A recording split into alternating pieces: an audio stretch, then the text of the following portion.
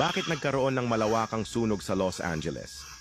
Bago pa man maganap ang sunog na ito, ay naganap muna ang isang Golden Globe Award noong January 6 sa Los Angeles din. At ito ang mga sinabi ng host doon. Cast and crew are leading the way with 11 mentions. Moms are holding strong with 3 shout-outs. God, creator of the universe, 0 mentions.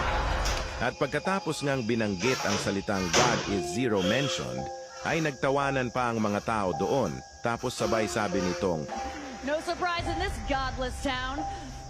at pagkatapos nga lang ng ilang mga araw, ay naganap na ang malawakang sunog sa bayan ng Los Angeles na kung saan ay patuloy itong lumalaki at lumalawak ang apoy kahit na pilit pa nila itong inaapula, kung saan ay aabot na sa 200,000 na pamilya na ang naapektuhan. Ano sa tingin ninyo? Nagkataon lang ba ito? O parusa na ito ng Diyos sa kanila dahil ininsulto nila ang Diyos na sinabing wala daw ambag ang Diyos at godless daw ang kanilang lugar? God, creator of the universe, 0 mentions.